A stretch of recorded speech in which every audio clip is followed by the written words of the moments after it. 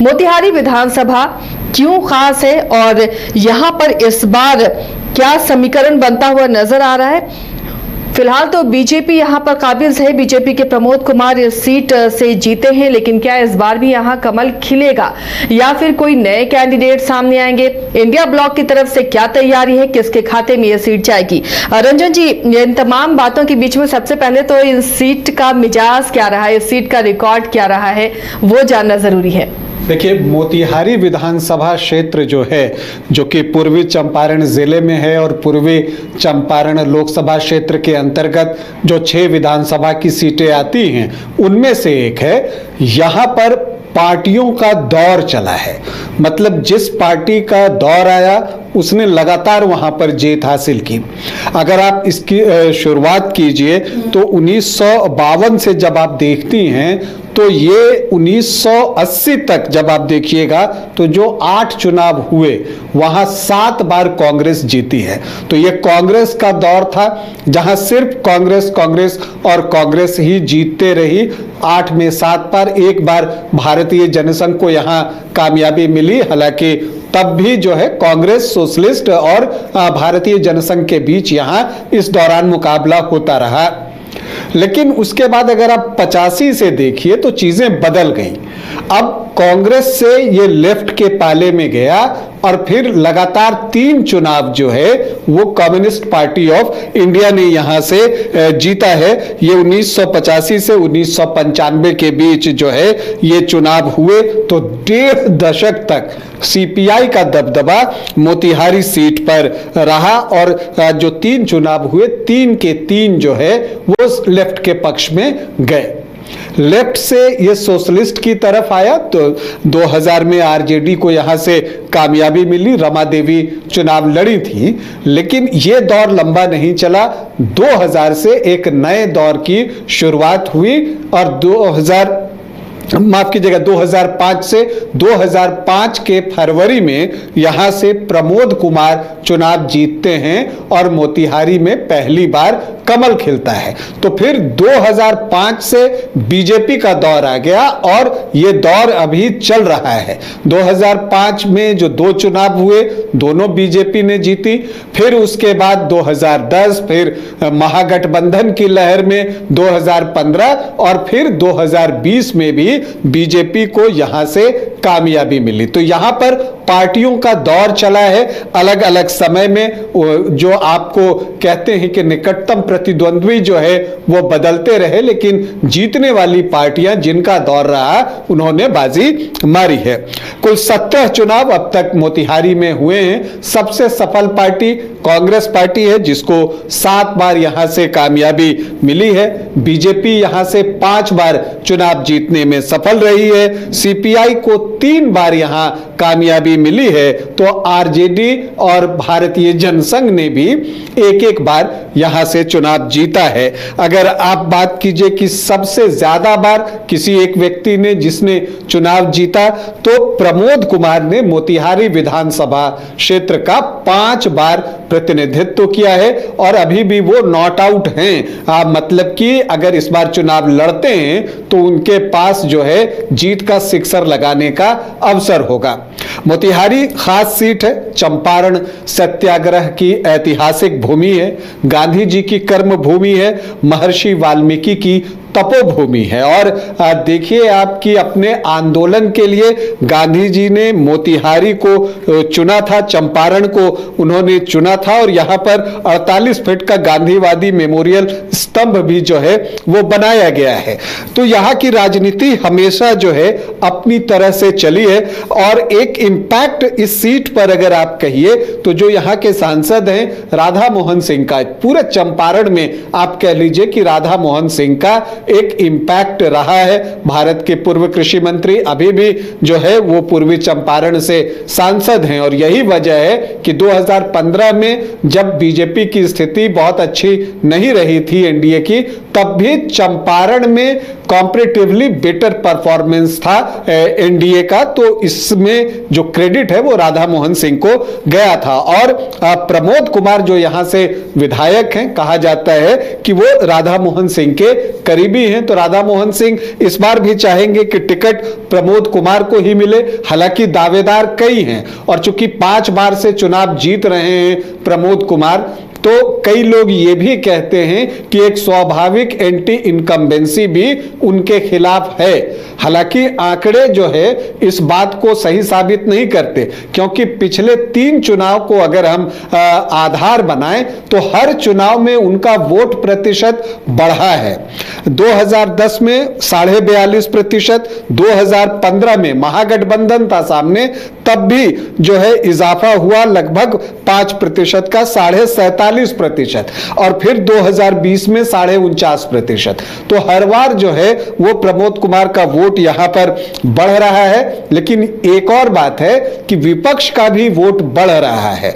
जहां आप देखिए 2010 में विपक्ष के पास 22.5% वोट थे आरजेडी के कैंडिडेट, तो 2015 में वो 22.5 से बढ़कर 36.5 हो गया, और 2020 में वो 36.5 से बढ़कर 41.5 हो गया। तो ये क्या बताता है? ये बताता है कि चुनाव अब पोलराइज्ड हो रहा है और 2 ध्रुवों के बीच हो रहा है। चुनाव में जो अलग अलग कोण खुलते थे वो सिमटते जा रहे हैं और 2 दलों के बीच जो है यहां मुकाबला दिख रहा है, बीजेपी और आरजेडी के बीच में। हालांकि अगर पिछले 3 चुनाव की हम बात करें तो 2010 में प्रमोद कुमार ने 24,530 वोटों की जीत हासिल की थी, तो 2015 में जो है उन्होंने 18,517 वोटों की जीत हासिल की। 2020 में जीत का मार्जिन और थोड़ा कम हुआ, 14,645 वोट प्रतिशत बढ़े, लेकिन जीत का मार्जिन कम हुआ। क्यों हुआ? क्योंकि मुकाबला धीरे धीरे आमने सामने का होता जा रहा है।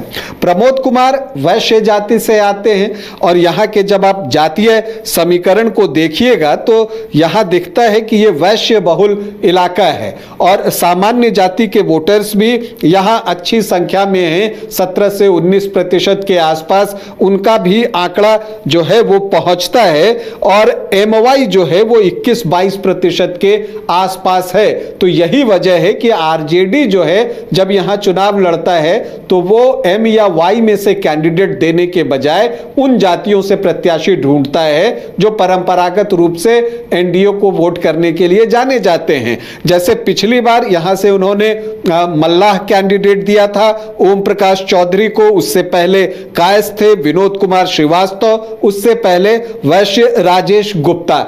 तो ये चीजें दिखती हैं कि इसी वर्ग से जो है प्रत्याशी दिया जाएगा। अब इस बार क्या होगा, क्योंकि 2025 का चुनाव यहां इंटरेस्टिंग होने जा रहा है और इसकी वजह भी है। देखिए पिछले चुनाव में अगर हम देखें तो 49.5% के आसपास वोट जो है वो प्रमोद कुमार को था, 49.4%, और जो आरजेडी को वोट आया था वो 41.6% वोट था। तो अगर आप देखिए तो 8%, एक्चुअली 7.8% का मार्जिन यहां पर आपको दिखेगा। लेकिन इस बार आरजेडी की तरफ से प्रत्याशी कौन हो सकते हैं? देखिए ओम प्रकाश चौधरी जो पुराना पिछली बार चुनाव यहां लड़े थे 2020 में, वो सुगौली के लिए प्रयासरत हैं और बहुत संभव है कि उनको सुगौली से टिकट मिले। तो ऐसे में यहां आरजेडी एक नए कैंडिडेट को लेकर आ सकता है, और जिनका नाम सबसे ज्यादा चल रहा है वो देवा गुप्ता का चल रहा है। दबंग नेता हैं और उनकी जो पत्नी है प्रीति गुप्ता, वो यहां पर मेयर चुनी गई हैं, और इसमें जो है देवा गुप्ता का योगदान महत्वपूर्ण है। और खास बात यह कि प्रीति गुप्ता ने जिनको शिकस्त दी, प्रकाश अस्थाना को, वो राधा मोहन सिंह के करीबी हैं, राधा मोहन सिंह का आशीर्वाद उनकी तरफ था। बावजूद इसके देवा गुप्ता यहां से प्रीति गुप्ता को चुनाव जिताने में सफल रहे। तो इस बार देवा गुप्ता उम्मीदवार बन सकते हैं। अब चूंकि उनकी पत्नी मेयर हैं और उसमें इनका योगदान सबसे महत्वपूर्ण रहा है, तो मतलब यह हुआ कि वैश्य वर्ग के वोटों पर भी इनकी एक पहुंच है। पिछली बार वोट 41.6%, जिसमें कि ओम प्रकाश चौधरी मल्लाह जाति से थे, तो मल्लाह वर्ग का वोट उनको मिला होगा, ये हम मानते हैं। क्योंकि अगर आप देखिए तो एमवाई 21 से 22% है और मल्लाह 8 से 10% है, तो 32-33% ये वोट हुआ। और अदर ओबीसी ईबीसी जो है, जो 13-14% और अनुसूचित जाति के 13-13.5% वोट, तो ये जो 27-28% वोट है, उसमें से भी जो उनको वोट मिले 10-12% के आसपास, उससे उनका आंकड़ा जो है वो 41.5 के आसपास पड़ा। अब चूंकि मुकेश सहनी आपको आरजेडी के साथ हैं, तो ऐसी परिस्थिति में अगर सहनी वोट इंटैक्ट रहा आरजेडी के साथ और इसमें वैश्य वोटों से जो है टूटकर कुछ वोट आरजेडी की तरफ आते हैं, तो मान लीजिए 4-5% वोट भी इधर का उधर होता है, तो वो 49 से 44-45 पर उतरेंगे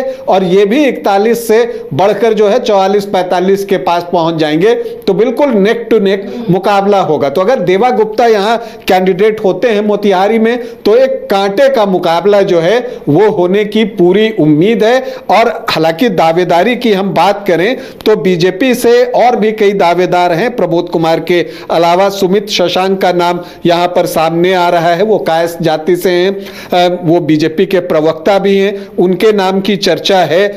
जेडीयू से दिव्यांशु भारद्वाज हैं, पटना यूनिवर्सिटी के अध्यक्ष रह चुके हैं, उनके नाम की भी चर्चा है। लेकिन चूंकि बीजेपी की ये ट्रेडिशनल सीट है, मुझे नहीं लगता कि बीजेपी इसको छोड़ेगी। और अभी भी जो यहां से राधा मोहन सिंह जो सांसद हैं, उनका समर्थन प्रमोद कुमार के साथ शायद हो, ऐसा हमें लगता है। तो फिर से एक बार प्रमोद कुमार रिपीट हो सकते हैं। तो ऐसे में यहां देखना दिलचस्प होगा कि प्रमोद कुमार और देवा गुप्ता का अगर मुकाबला होता है तो फिर क्या होता है, मल्लाह वोटर्स किधर जाएंगे, यह महत्वपूर्ण होगा।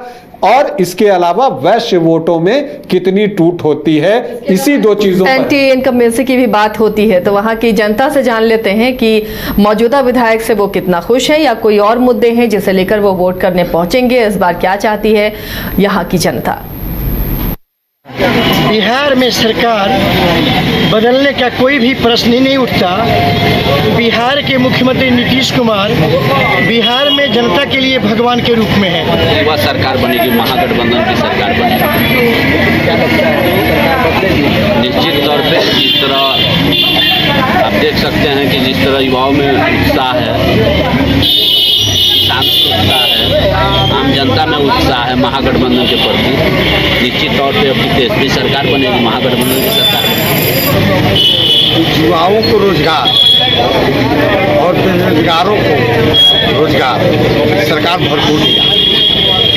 और हमारे मुख्यमंत्री जी बहुत ईमानदार लोग हैं। भले सिस्टम थोड़ा गड़बड़ा गया है मगर सरकार बहुत अच्छी तरह से चल रहा है और मुख्यमंत्री जी स्वस्थ और अच्छे हैं। तो अच्छा से चलेगी, अब बदल जाएगी तो फिर जनरल राज आ जाएगी। बहुत पुरान हो गई सरकार 20 साल से, अगली बार तेजस्वी सरकार बनेगी। पूरे विश्व में टक्कर करा दी जाए नीतीश कुमार से तो सभी नेताओं का हैकड़ी बंद कर देंगे नीतीश कुमार। जितना डेवलपमेंट का काम बिहार में किए, जितना जनहित का काम किए, उतना बिहार में कोई नेता पैदा नहीं है किसी पार्टी का जो जनता को। तो नीतीश कुमार का कोई विकल्प नहीं है। चल रही है ये कोई सोचता है कि सरकार हम बना ले, तो ये कदापि संभव भी नहीं है। तो मोतिहारी की जनता का मिला जुला मिजाज यहाँ पर देखने को मिला है। अब कांटे का मुकाबला होगा तो जनता के हाथ में ही ये सब कुछ है कि वो किसके नाम पर मुहर लगाती है और कौन यहाँ पर राज करेगा। यहाँ के समीकरण रंजन जी अगर देखें जल्दी में हम बता सकें कि समीकरण क्या फेवर करते हुए फिर से बीजेपी को दिख रहे हैं या अगर कैंडिडेट अलग होता है तो कुछ उलटफेर हो सकता है। देखिए कैंडिडेट के ऊपर ही समीकरण डिपेंड करेगा। यहाँ पर अनुसूचित जाति के 13.5% के आसपास वोटर्स हैं। मुस्लिम 13.3%, यादव 7.5 से 8.5%, तो 21 से 22% का MOI है। मल्लाह वोटर्स यहाँ 8 से 10% हैं। राजपूत अगर आप देखिए तो 6 से 8% के बीच, भूमिहार 2 से 3% के आसपास, ब्राह्मण 2 से 3% और कास्ट वोटर्स यहाँ अच्छी संख्या में हैं 6.5 से 7.5% के आसपास। तो जो सामान्य जाति के वोट हैं वो 17 से 19% के बीच हैं। कोयरी 5 से 6%, कुर्मी 1.5 से 2%, तो लवकुश के वोट 7 से 8% और वैश्य सबसे बड़ा समूह बनता है 18 से 20% वोटों के साथ। तो लगभग 43-44% का ये चंक जो है वो आपको एनडीए का बनता हुआ दिखता है। तो अब इसी में से जब आप जैसे मल्लाह वोटर्स बने तो ये 8 से 10% वोट जो है वो शिफ्ट होते हैं, उसमें बड़ी सेंधमारी होती है। उससे पहले कास्ट से तो 6.5 से 7.5% वोटों में जो है वो डेंट लगा था। अब इस बार देखना है कि क्या वैश्य प्रत्याशी यहां पर उतरते हैं, क्योंकि वो सबसे बड़ा चंक है 18 से 20% का। और चूंकि मुकाबला अब पोलराइज्ड होता जा रहा है, आमने सामने का होता जा रहा है, तो अगर वैश्य कैंडिडेट हो और इसमें से एक अच्छी सेंधमारी हो जाए आरजेडी के लिए, तो बिल्कुल कांटे का मुकाबला हो सकता है और हो सकता है कि बाजी पलट भी जाए। तो ये मोतिहारी की जंग